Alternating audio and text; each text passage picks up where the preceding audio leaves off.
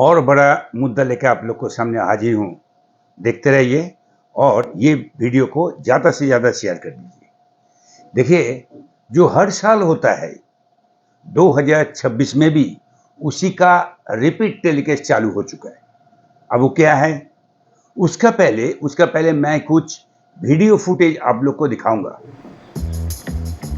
देखिए, ये मैटर ऐसा है कि Hathway, Den and GTP network में across India Sony channel off air है।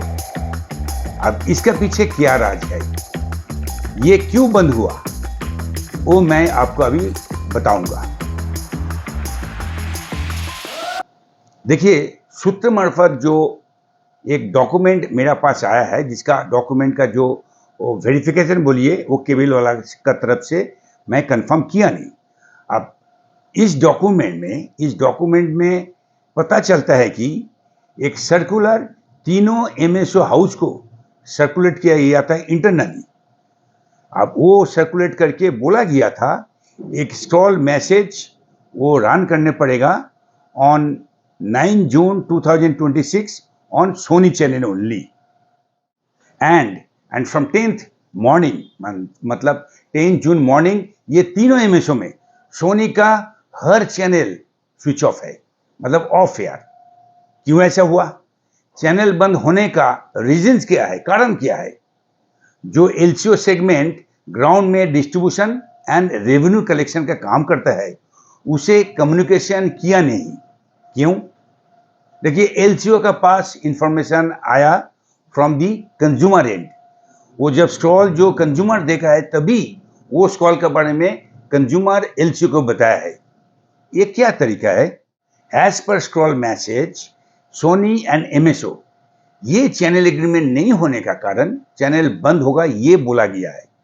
But question arises, whose responsibility is that? LCO से चैनल का लिए पैसा लिया जा रहा है, उसी का चैनल बंद होगा, उसका पता नहीं है। What type of mechanism is this? देखिए, करेंट कॉम्पिटिटिव बिजनेस कंडीशन में जहां डीटीएच बोलिए स्ट्रीमिंग प्लेटफॉर्म का बहुत ही ज्यादा कंपटीशन प्लस प्रेशर है, वो कंडीशन में एक ब्रॉडकास्टर कर बो के पूरा प्लेटफॉर्म से गायब without any priority intimation, LCO business loss कौन भरेगा? अगर कोई नेगोशिएशन या अंडरस्टैंडिंग काम नहीं करता है तो उसका एक प्रोसेस होता है ना। अचानक ऑल ऑफ ए सडन बंद किया जा सकता है क्या? ये कभी होता है? Does it make any business sense?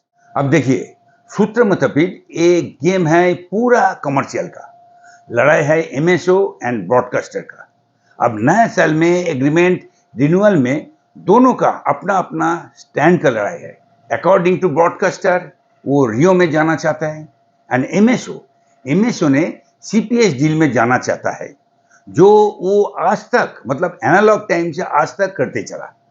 तो अब समझना है ये रियो एंड सीपीएस डील ये होता क्या है। See, in satellite and cable television industry में रियो एंड सीपीएस फंडामेंटली दो डिफरेंट कमर्शियल फ्रेमवर्क है, जिसका द्वारा ये तय होता है कि ब्रॉडकास्टर को डीटीएच या एमएसओ किस हिसाब से पेमेंट करेगा।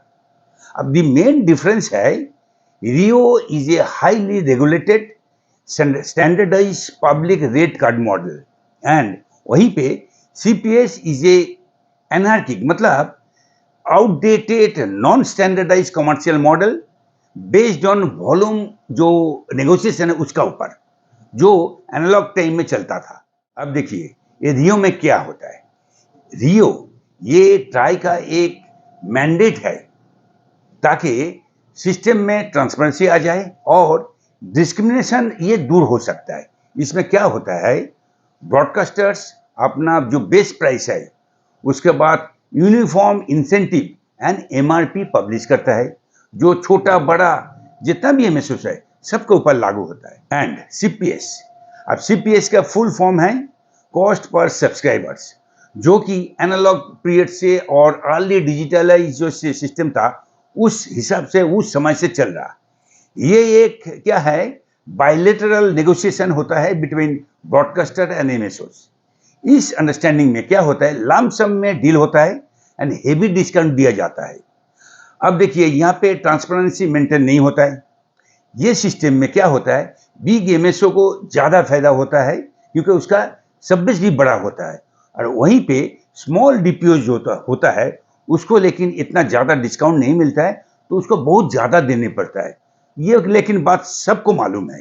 तो देखिए ये समझते हुए ये बोला जा सकता है कि RIO is a TRAI formulated a legal commercial format, whereas CPS system is a illegal and obsolete business understanding between MSO and broadcaster.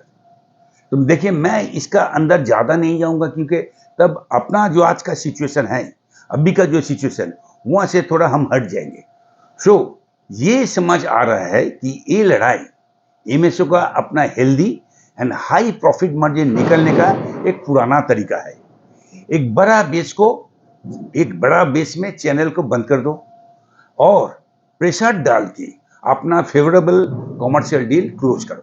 अब आता है एक बड़ा मुद्दा। देखिए ये पूरा खेला है चैनल का आईबॉल एंड रीच लेके, जिसमें एलसीओ का एक महत्वपूर्ण एक भूमिका है यहाँ पे। देखिए मैं ये बात क्यों बोला, वो एलसीओ ही है जो कस्टमर को कनेक्शन देता है एंड सर्विस मेंटेन करता है, मतलब कंज्यूमर बेस इंटैक्ट रखना उसका काम है एंड सर्विस का रीच बरकरार रखना वो भी एलसीओ का काम है। But sad part of the story is ये लड़ाई में एलसीओ का कोई कंसीडर नहीं किया जाता है, उल्टा उसे स्टेपगुड बनाया जाता है, जैसा इस बार भी हुआ है। अपना कमर्शियल डील फाइनल होने के लिए एमएसओ चैनल स्विच अप कर दिया। चैनल तभी चालू होगा जब heavy discount and high margin मिलेगा, तभी, even in the name of carriage charges. लेकिन ये कैरेज का काम पे एलसीओ का बड़ा भूमिका है, वो बड़ा इंपॉर्टेंट रोल प्ले करता है, क्योंकि end of the day consumer के पास जो सर्विस लेके पहुंचना, जिसको कैरेज बोला जाता है, वो तो ऑपरेटर करता है, लेकिन ऑपरेटर को इसका लिए कोई कंसीडर नहीं होता है।